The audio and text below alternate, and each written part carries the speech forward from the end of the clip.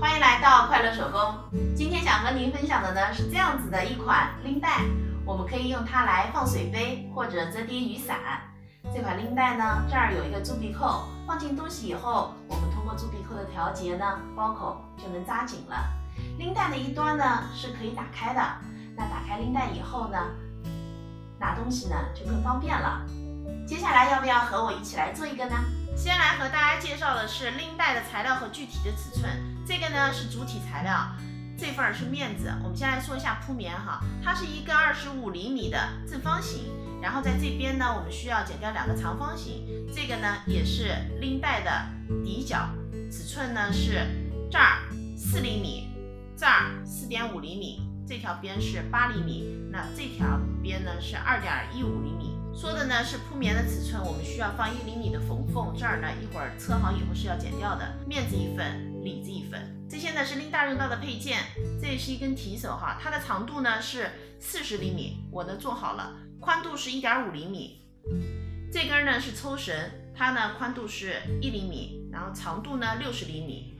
一个低字扣，一个门扣，4颗气眼和一个铸币扣。接下来我们就可以开始制作了。首先呢，我们拿出面子材料，我们在面子材料包口的中间位置放上提手，我们把提手的一端呢这样搁上去，然后盖上里子材料，正面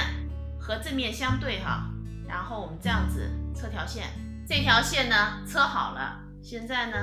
它是这样子的哈，我们把它这样子对折，然后呢这儿吹一条线，在里子这儿留个反口，这条线呢车好了，反口呢是留在这儿哈。现在呢我们把它折叠，折叠好以后，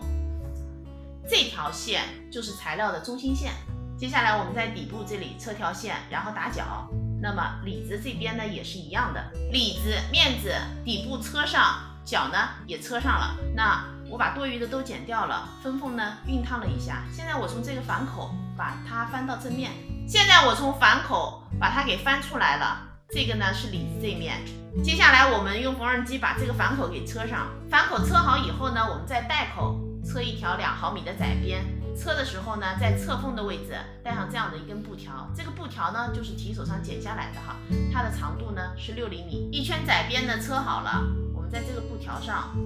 装上低字扣，折叠一下哈，然后窝下去，这儿踩一个回针，提手的这一端呢我们装上门扣，现在门扣低字扣都固定上了。接下来呢我们开始打气眼，气眼呢一共装4颗，位置呢都是对称的，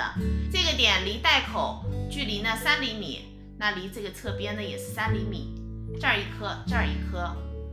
那另一面呢也是2颗。气眼钉好了，我呢穿上了绳子，装好了铸币扣，那整个拎带呢就制作完成了。这期视频内容就是这些了，如果您喜欢我的视频内容，请您点击加关注，咱们下期再见。